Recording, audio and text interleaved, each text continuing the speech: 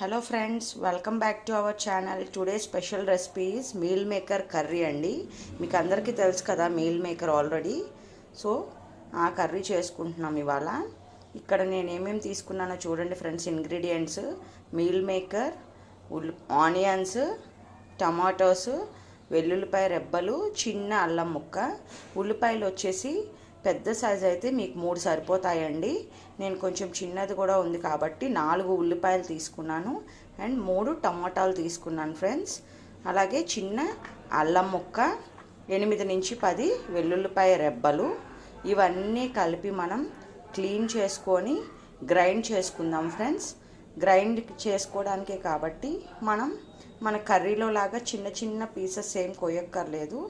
చక్కగా తోలు తీసేసి కడుక్కొని పెద్ద పెద్ద ముక్కలు కోసేసి ఉల్లిపాయ, టమాటా, వెల్లుల్లిపాయలు అండ్ అల్లం ముక్క ఇవన్నీ కలిపి చక్కగా పేస్ట్గా మెత్తగా గ్రైండ్ చేసేసుకుందాము. సో ఇదేంటంటే గ్రేవీ టైప్ అండి. మనకి జనరల్గా పెళ్ళిళ్ళలో వాటిల్లో మ్యారేజ్ ఫంక్షన్స్కి వాటికి మనకి పలావ్లోకి వేస్తారు కదా ఫ్రెండ్స్, ఆ టైప్లో చేసుకుంటున్నాం మనం. ఇదేంటంటే మనకి రోటీ చపాతీలోకి కానీ రైస్లోకి కానీ పలావ్లోకి కానీ దేంట్లోకైనా బాగుంటుంది. సో ఇప్పుడు మనం ఏం చేస్తామంటే ఇవన్నీ కలిపి పీసెస్గా చేసుకొని పెద్ద పెద్ద పీసెస్ గ్రైండ్ చేసేసుకుందాం ఫ్రెండ్స్ మెత్తగా. ఇది గ్రైండ్ చేసుకునే లోపు మీల్ మేకర్ ఉన్నాయి కదా, వీటి కోసం మనం వాటర్ పెట్టుకుందామండి. నియర్లీ 1/2 లీటర్ వాటర్ అనేవి మనం గ్యాస్ మీద బాయిల్ చేసుకుందాము. ఇది గ్రైండ్ చేసుకునేలోపు వాటర్ కూడా మనకి బాయిల్ అయిపోతాయి.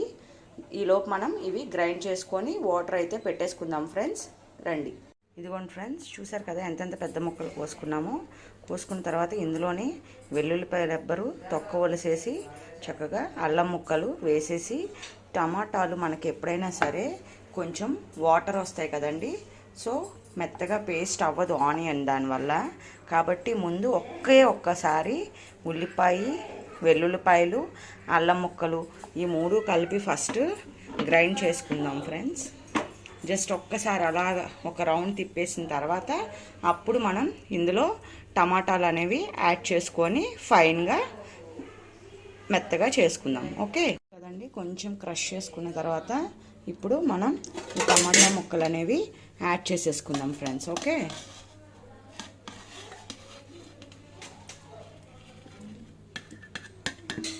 చూసారు కదండి, టమాటా ముక్కలు కూడా నేను యాడ్ చేసేసాను ఫ్రెండ్స్. సో ఇప్పుడు వీటన్నిటిని కలిపి మెత్తగా బాగా గ్రేవీలాగా మనం గ్రైండ్ చేసేసుకుందాం ఫ్రెండ్స్. మనం మిక్సీ అనేది గ్రైండ్ చేసేసుకున్నాం మెత్తగా పేస్ట్ లాగా. ఈలోపు బాయిల్డ్ వాటర్ కూడా చక్కగా మరిగిన వాటర్ని జస్ట్ వీటి మీద నుంచి పోస్తే చాలండి. ఇగో చూసారు కదా మెత్తగా అయినాయి మీల్ మేకర్. ఇదిగోండి, జస్ట్ ఇలా కన్సిస్టెన్సీ వస్తే చాలండి. వీటిని ఏం వాటర్లో మనం మరిగించక్కర్లేదు. ఓకేనా ఫ్రెండ్స్. సో ఇప్పుడు వీటిల్లోంచి మనం వాటర్ పోసేసాము. ఇప్పుడు వచ్చేసి మనం పొయ్యి వెలిగించుకొని కళాయి పెట్టుకున్నామండి. కళాయి కొంచెం వేడెక్కిన తర్వాత ఫస్ట్ మనం ఏం వేసుకోవాలి, ఆయిల్ వేసేసుకుందాము. కర్రీకి సరిపడా ఆయిల్ వేసుకున్నానండి. నెక్స్ట్ మనం తాలింపు గింజలండి. తాలింపు గింజలు వేసుకుందాం ఫ్రెండ్స్. తాలింపు దినుసులు వేసుకుందామండి. చూడండి, ఒక 2 స్పూన్స్ వేసానండి నేను ఇక్కడ. వేసిన తర్వాత కొంచెం ఆవాలు అనేవి మనకి చిటపట్లాడాలి. చిటపట్లాడిన తర్వాత అలాగే మనకి కొంచెం కరివేపాకు. ఓకేనా ఫ్రెండ్స్. ఇప్పుడు ఇవన్నీ మనకి వేడిగా ఉంటున్నాయి కదండి, కలర్ వచ్చేసినాయి. ఆయిల్ వేడెక్కేసింది కదండి, చక్కగా కలర్ వచ్చేసినాయి. ఇప్పుడు మనం దాంట్లోకి వేగిన వాటిలోకి మనం గ్రైండ్ చేసుకున్న మిశ్రమం ఉంది కదండి, ఏదైతే టమాటా, ఉల్లిపాయ, అల్లం, వెల్లుల్లిపాయ అన్నీ కలిపి గ్రైండ్ చేసుకున్న మిశ్రమాన్ని మనం ఇవి చక్కగా వేగిపోయినాయి కదండి, ఇందులో వేసేసుకుందాము.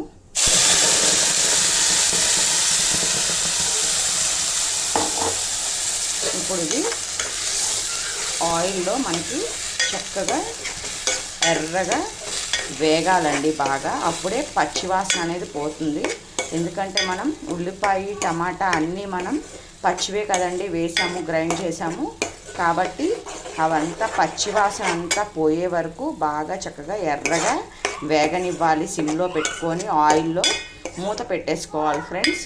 మూత పెట్టేస్తే అప్పుడు చక్కగా మనకి ఆవిరికి ఉడుకుతుంది, వేగుతుంది కూడా. ఆయిల్కి అలాగా మాడకుండా ఉంటుంది మూత పెట్టడం వల్ల, అడుగు అంటకుండా అనేది ఉంటుంది.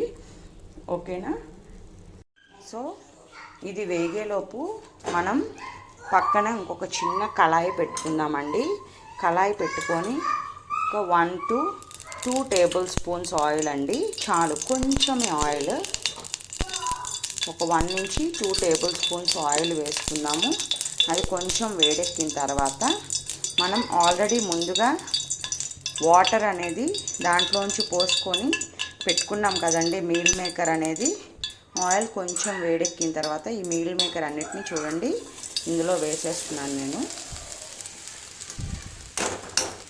ఓకేనండి, మీల్ మేకర్ని చక్కగా వేపుకోవాలండి.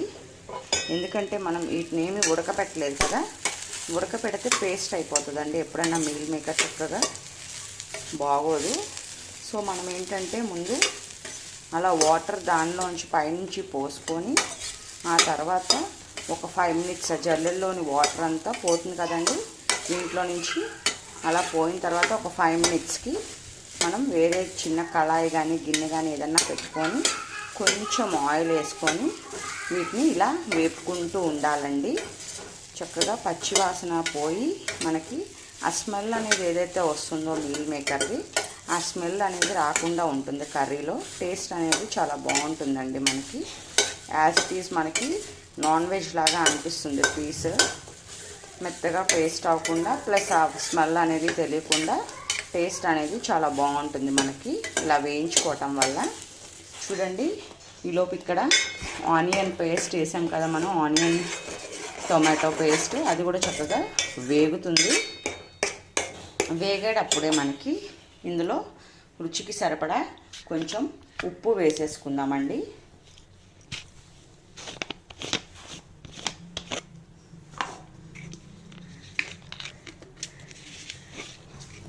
చూడండి ఫ్రెండ్స్, నేనైతే 1 టేబుల్ స్పూన్ వేస్తున్నాను ప్రస్తుతానికి.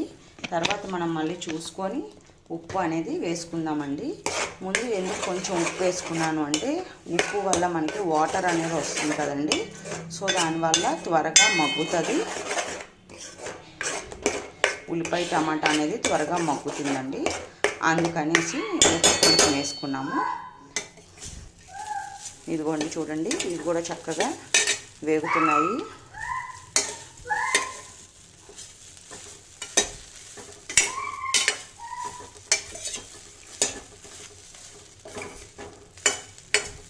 చెప్పాను కదండి టేస్ట్ చేసినప్పుడు జీడిపప్పు అనేది ఆప్షనల్ అనేసి, నేనైతే జీడిపప్పు వేయలేదు ఫ్రెండ్స్. మీకు కావాలంటే మీ ఇంట్లో ఉంటే కనుక అవైలబుల్లో జీడిపప్పు కూడా వేసుకోవచ్చండి. జీడిపప్పు వేసుకోవటం వల్ల ఏంటంటే క్రీమీగా టెక్స్చర్ అనేది యాజ్ ఇట్ ఈజ్ మనకు హోటల్ టెక్స్చర్ లాగా వస్తుంది. జనరల్గా ఏంటంటే బిర్యానీలో కానీ పలావ్స్ కానీ అలాగే ఏదన్నా వెరైటీ చేసుకున్నప్పుడు అయితే నేను జీడిపప్పు బాదం ఉంటే బాదం కూడా వేస్తానండి పేస్ట్లో. ఇప్పుడు ప్రజెంట్ మేము రైస్ అండ్ రోటీకి కాబట్టి నేను అది స్కిప్ చేశాను. మీకు కావాలి అంటే అది కూడా యాడ్ చేసుకోవచ్చు, లేదు అంటే స్కిప్ కూడా చేసుకోవచ్చు. ఇదిగోండమ్మా చూడండి, చక్కగా ఎర్రగా వేగింది. అడుగును కూడా చక్కగా అంటకుండా మనకి లేసి వచ్చేస్తుంది. సో పచ్చివాసన అనేది పోయి వేగిపోయి ఆయిల్ అనేది చూశారు కదా ఎలా బయటకు వస్తుందో. ఇప్పుడు మనం ఇందాక మిక్సీ జారు వేసుకున్నాం కదా, తొలుపుకున్న నీళ్ళు అనేది పోసేద్దాం ఇందులోను.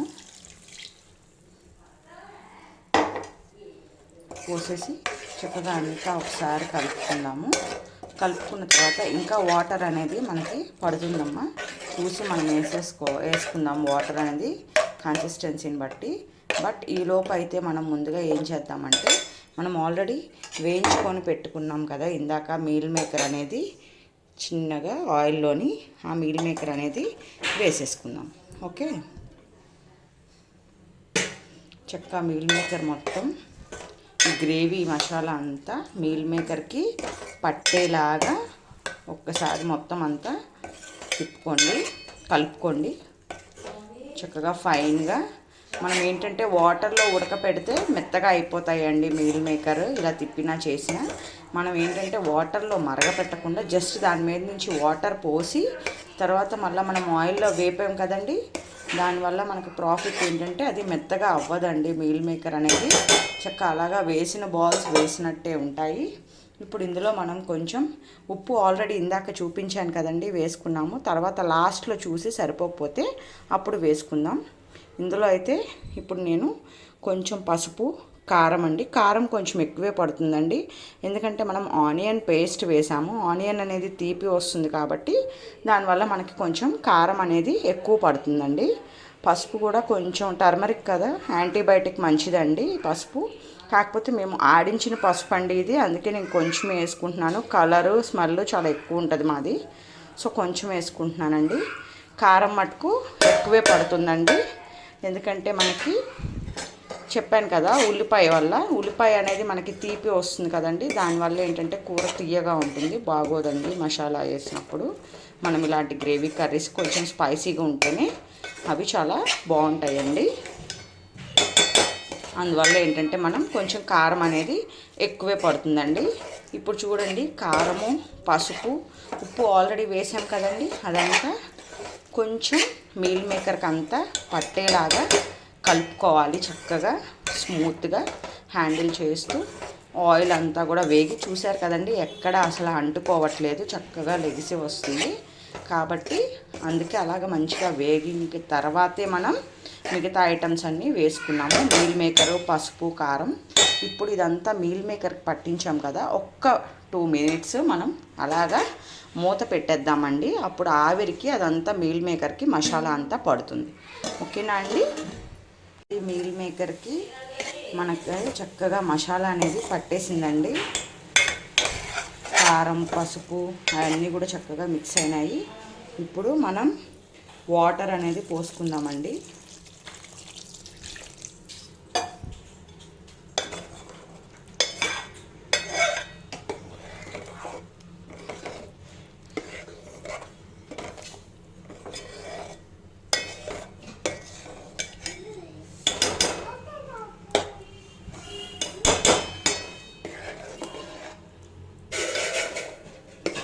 చూసారు కదండి, సరిపడా వాటర్ పోసుకొని ఇంకా ఇప్పుడు ఈ వాటర్ పోసుకున్న తర్వాత ఒక్క 5 మినిట్స్ అలాగా మరిగించేసుకుందాం మూత పెట్టి.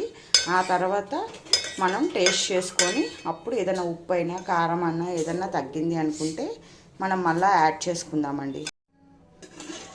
ఇవ్వండి, మూత అయితే తీసేసానండి. ఇగో చూడండి, చక్కగా మనకి అది కూడా చక్కగా ఎర్ర లేసి వచ్చి కరెక్ట్ టెక్స్చర్లోకి వచ్చిందండి. ఆయిల్గా చక్కగా, ఆయిల్ కూడా ఎక్కువ లేదు, క్రీమీగా చక్కగా మీల్ మేకర్ కూడా చక్కగా ఉందండి, విడిపోలేదు మనకేమి, చక్కగా ఉంది. టేస్ట్ కూడా అంతా సరిపోయిందండి. ఉప్పు కారం చూసుకుంటే మనకి లాస్ట్లో ఇంక ఇప్పుడు పొయ్యి అనేది ఆఫ్ చేసేసాను ఫ్రెండ్స్.